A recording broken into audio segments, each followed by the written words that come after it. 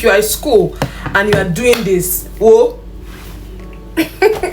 there's this concern that was raised by one of our members in our perinatal mental health support community, and I'm just going to read it out and ask for your opinion and ask if you've ever noticed this before.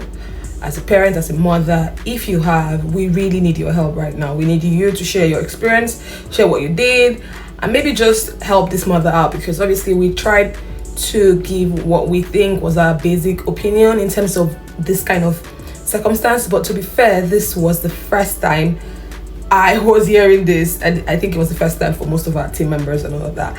I just felt like, really? Do people do that?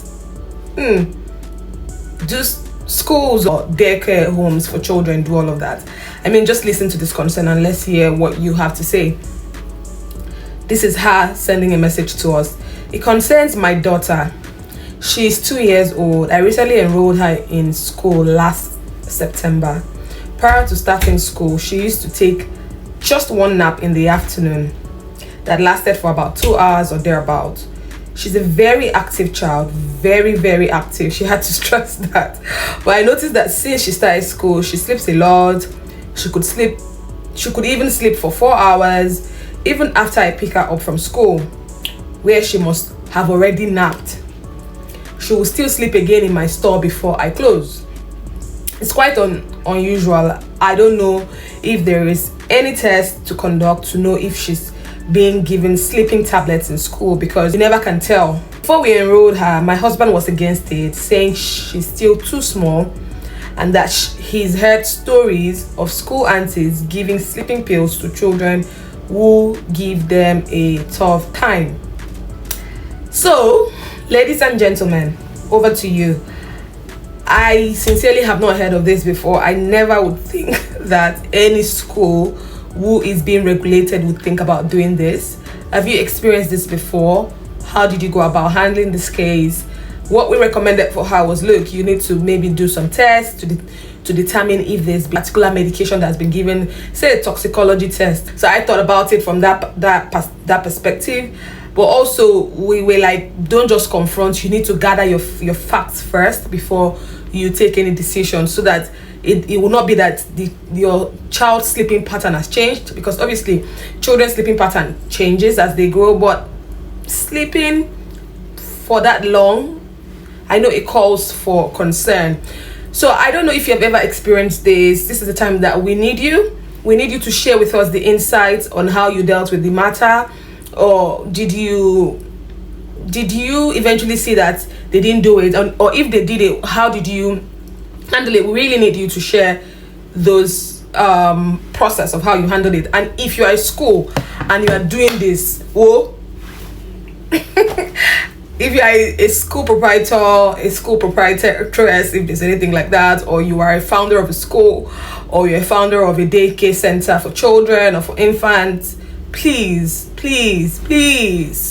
I mean, why are you in that field of work if you don't care? I mean, why don't you go ahead why are you looking for the shortcut? Why don't you go ahead? Why are you looking for an easy way out? Why don't you go ahead to learn on how to deal with active children? Maybe train your staff on how to deal with it. I mean, top of my head, I can't understand why you should give a child an unprescribed drug that's not prescribed by a doctor. I cannot understand it. Is it not scary? What if the child does not wake up? What if the child, something happens and they have to go and do an autopsy, and they find out and you get into trouble? Not even about all of those, because that's thinking too far. What happened to doing the right thing? What happened to, I mean, I can't think, I don't want to think about that. I don't want to think about this thing that people do it. If I want to think about it, I'm going to be like, oh no, they don't do it. But if anyone is doing this, please desist. There are means that you can train. There are means that you can handle different issues instead of going about it in an unhealthy pattern, or in a pattern that will put your school at risk, will put your, I don't know if some people just started school for, of course we want to make money, we want to be able to run our businesses and all, but I like to believe that before you start a business like that, you probably have a passion for it.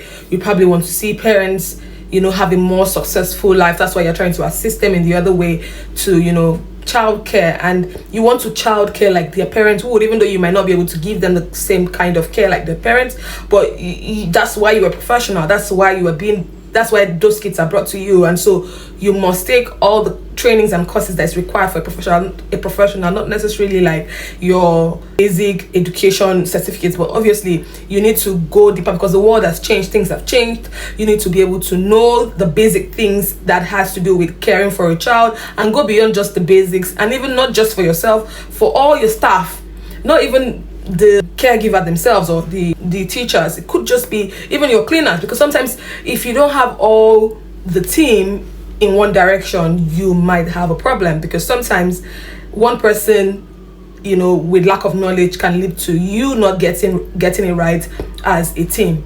So I don't want to believe that this is true, but if you've ever experienced this, drop it for us in the comment section on how you dealt with it.